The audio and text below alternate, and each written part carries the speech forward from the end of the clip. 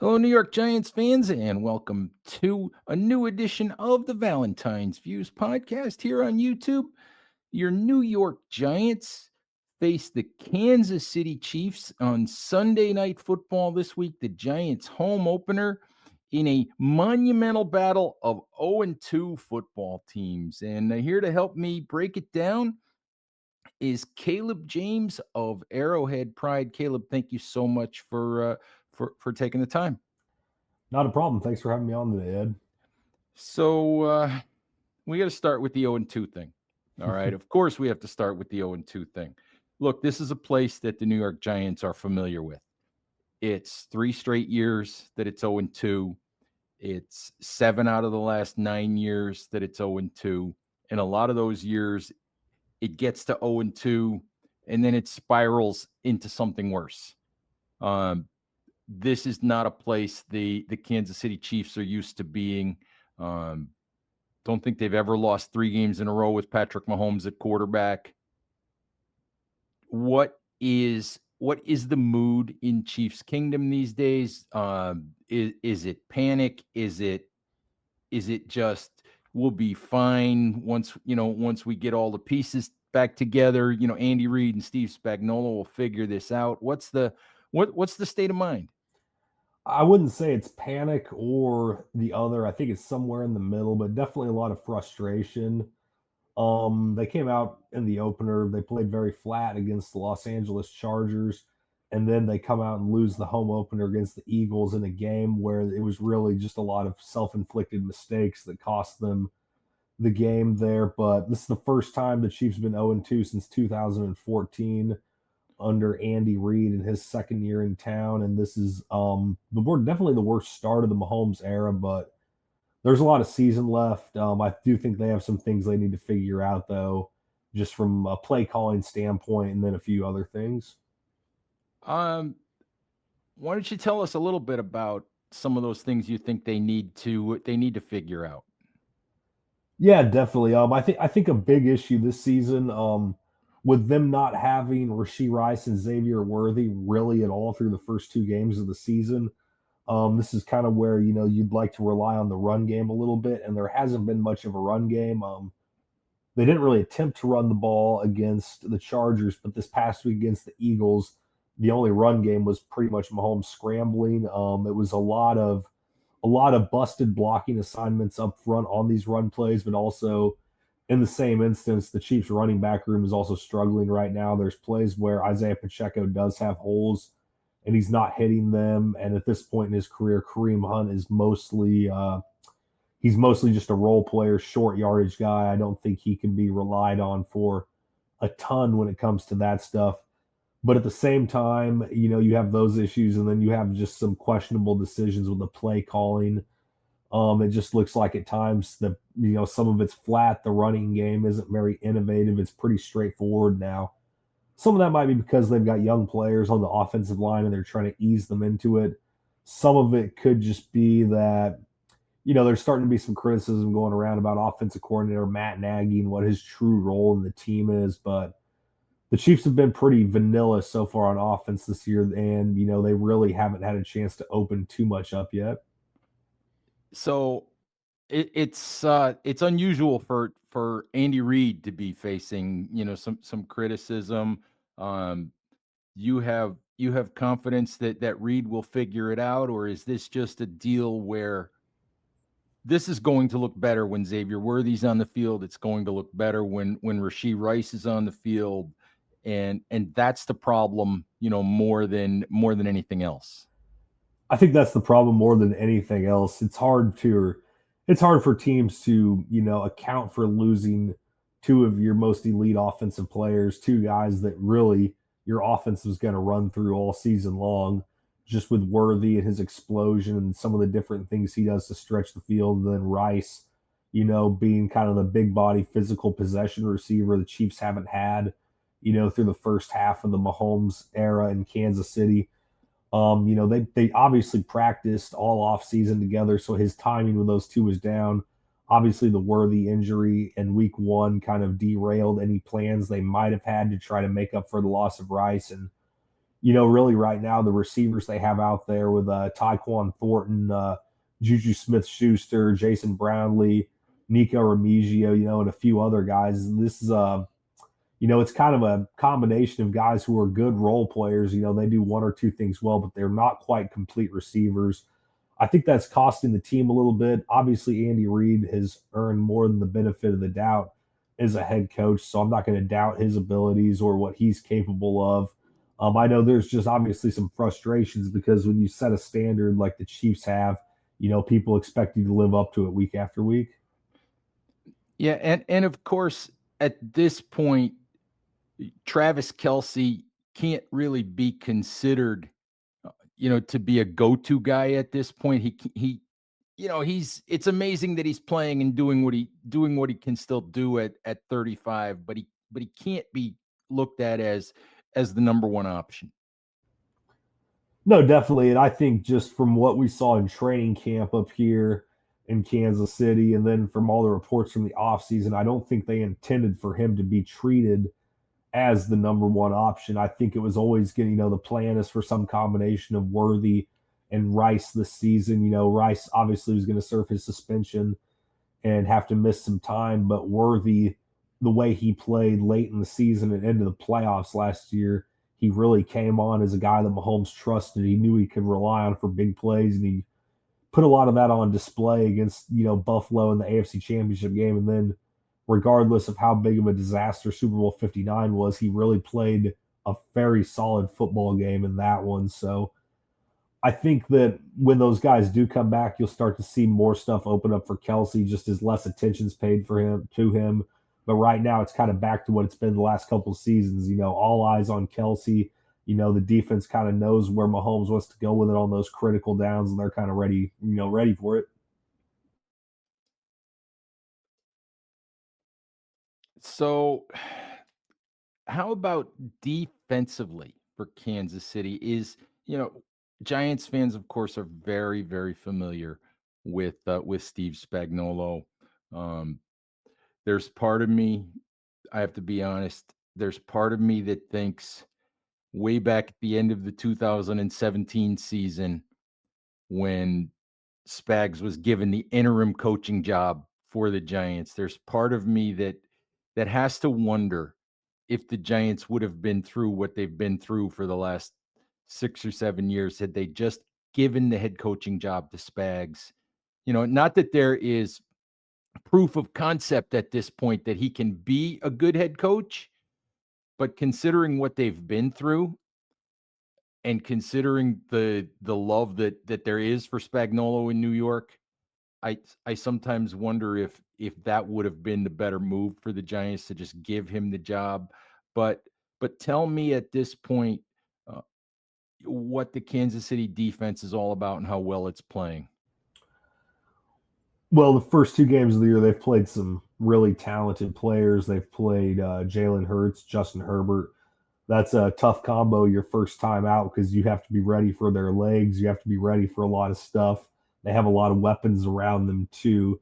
First game of the season, things look a little flat overall against the Chargers. They've had a lot of defensive miscues. This week, the secondary played very well. They held Devontae Smith and AJ Brown in check. They didn't really let Hurts get going really big bombs, and they really, for all intents and purposes, they held Saquon Barkley to 84 yards. I think that's a win. The Eagles only really scored because the Chiefs gifted them some short fields based off turnovers on downs, missed field goals, stuff like that. I think the only time the Eagles scored was on a field goal is when they had to go the distance of the field. That was the only time they had to go like the full length. But the one issue on the defense so far this season has been the pass rush. A lot of the complementary players around Chris Jones haven't really done enough right now to get home consistently. That's something they're going to have to do as the season progresses, but hard to really complain too much about the defense this past week. I thought they did more than hold up against the Eagles. I actually wanted to back up to the offense because there is one topic that I really wanted uh, to ask you about the offense. You go all the way back to 2022. The Chiefs were the best offense in the NFL. They were, big plays up and down the field, leading the league in scoring. They have gone backwards. They've regressed somewhat in each of the last 3 years.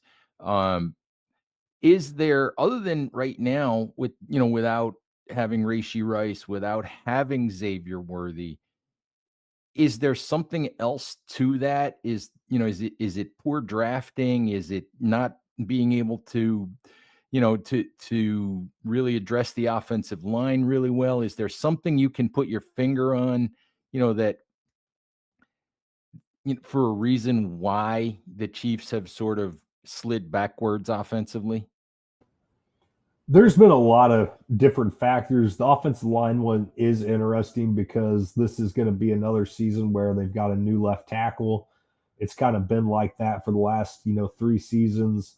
It goes Orlando Brown, Donovan Smith, and then last year was just kind of a hodgepodge of players. You end up with Joe Tooney out there to end the season. This year they draft Josh Simmons in the first round. He actually looks like probably the guy that's going to be the future in that position there, which I'm excited to watch him play this week because the Giants have some really good talent off the edge.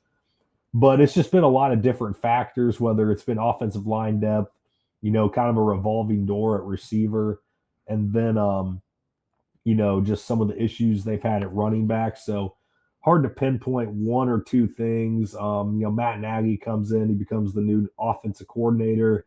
That's kind of an up in the air thing, but really it is Andy Reid's offense. Kelsey, I think in 2022, Kelsey probably hit his peak as a player. He wasn't quite as effective the last 2 seasons after that, and I think he really finally showed some of his age this past season into the playoffs and whatnot like that.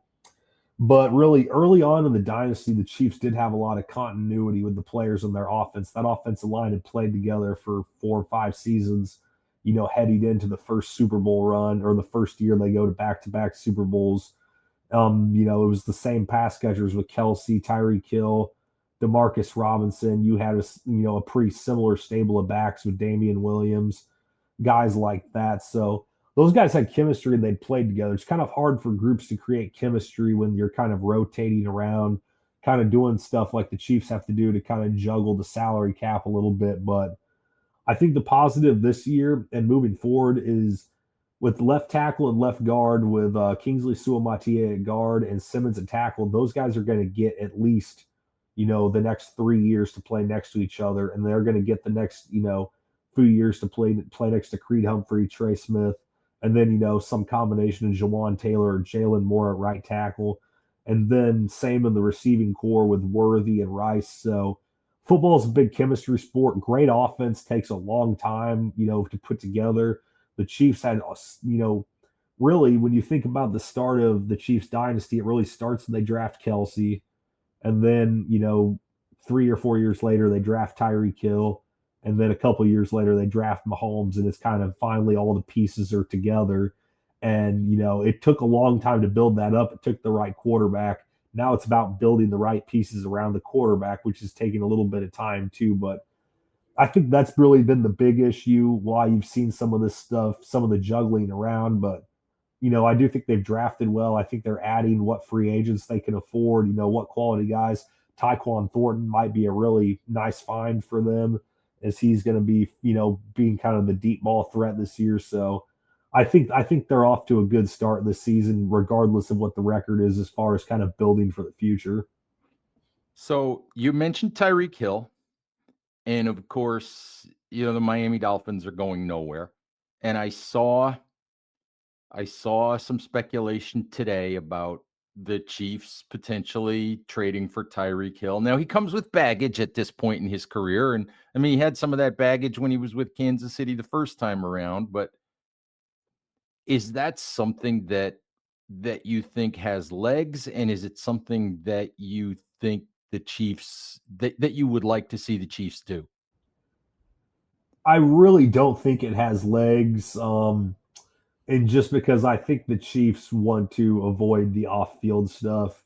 I think there's always been, the stuff with Tyreek and all the baggage and all the stuff early in his career. And the Chiefs had to eat a lot of that for a while. And now, since it's been in Miami, there's been stuff on the news every week every tabloid is something new. I think the Chiefs really do want to get away from that. That and just kind of the money situation in general. I don't think they're going to want to give up draft capital and then have to pay him also, and then really his contract's up in another couple seasons. So you're right back to the drawing board with him and his agent and trying to find the new deal. So Mhm. I think they're going to be comfortable to walk away from that, even if there is an offer from the Dolphins or something, man. For a team like the Chiefs, draft picks are valuable too because they constantly are having to reload stuff because the free agents the Chiefs have. Teams want to sign those guys to big deals. They look at them as high commodity players with championship experience. So, you take a look at how many players they've lost and rotated through the last 3 years. Those draft picks are important too. I don't think they're going to want to go out and Mhm. trade the Dolphins back a bunch of picks just to get Hill right back. Absolutely. Let's talk about Sunday. Um, talk about the matchup between the Giants and the Chiefs. When you look at this game, are there are there things that the Giants do or strengths that you think the Giants have that worry you when you look at the matchup?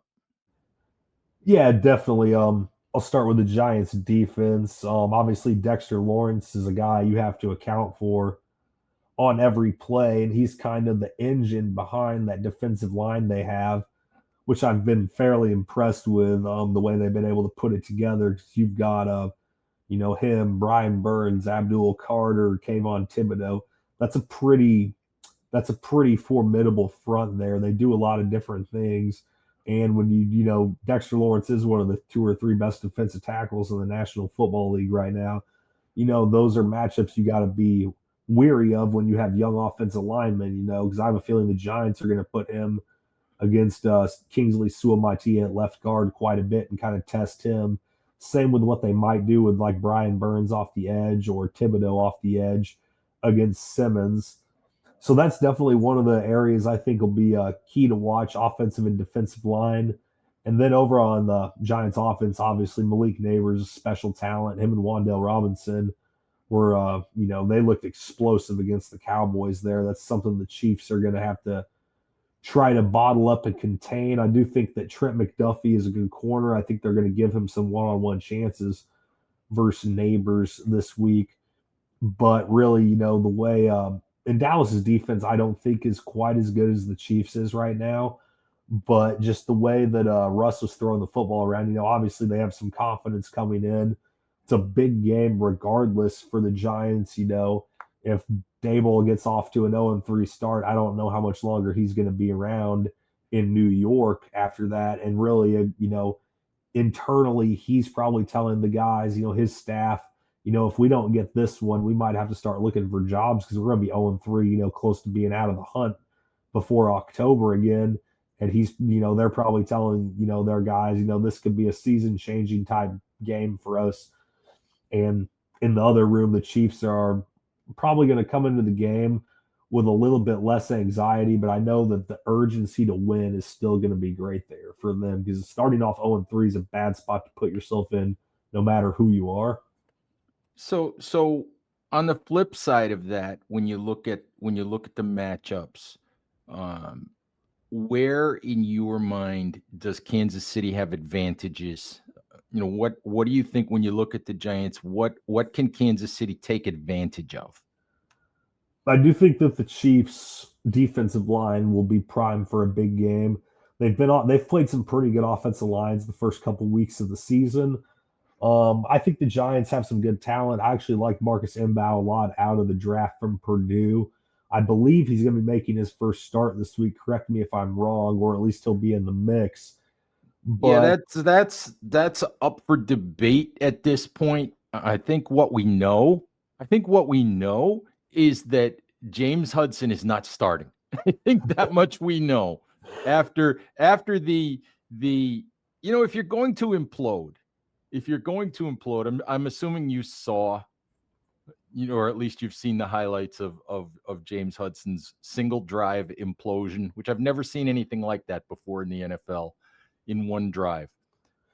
Giving up a sack, committing two unsportsmanlike conduct penalties and 2 false start penalties in about 6 plays, and then having a sideline meltdown. I don't think I've ever seen anything quite like that.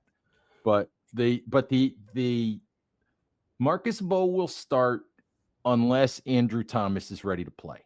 And Thomas, former All-Pro offensive tackle, hasn't played since week 6 of last year. So, obviously the Giants will welcome him back. He's their best offensive lineman, but who knows what you're going to get because he hasn't played a game in almost a year. Yeah, definitely. And the Chiefs have played some good tackles the first couple of weeks of the year. Joe Alt and obviously Lane Johnson, Jordan Mailata this past week. Um, Really though, up the middle, I think Chris Jones can have a big game. And the Chiefs are familiar with Russell Wilson also, obviously not in the new setting he's in now, but just from the time in Denver, they really, had his number a lot. So that'll be something interesting to watch. I do think the Chiefs are going to be able to generate some pressure. I think that with the Chiefs' run defense, I think they played very, very well against the Eagles, about as good as you can against Barkley, and that offensive line held them under 100. I think they'll be able to kind of control the line of scrimmage there. And the Giants front on defense does worry me a little bit. I do think the Chiefs will be able to create some passing game this week. I think there's going to be a sense of urgency where they want to kind of spread the ball a little bit to Juju Smith-Schuster, to Thornton. And there's been whispers this week that our rookie Jalen Royals might make his NFL debut this week. He's kind of a big body. He's kind of like Juju Jr. almost. He's going to kind of be the guy that takes his role eventually in the offense. And then Xavier Worthy is, he's probably going to be a game time guy. But if he goes also, just that field stretch, it kind of adds another element. So I think if the Chiefs can block up that front, they're going to be okay. And kind of, back on the other end, I think if they can create some pressure, not let Russell throw some of those deep bombs, kind of contain the speed of Neighbors and Wan'Dale Robinson, I think they're going to be fine.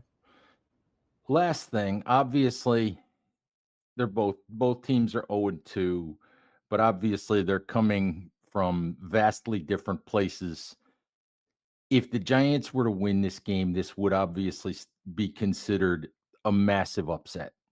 Not that I think it's impossible, but it's the NFL. Anything can happen. I think the last time the two teams played, Kansas City won a game because Dexter Lawrence jumped offside on a field goal. So, that's one of those deals where, bad teams find incredibly interesting ways to lose games. But the question for you is, what in the world is going to happen in the comments at Arrowhead Pride on Sunday night and Monday morning if the Chiefs don't win this game?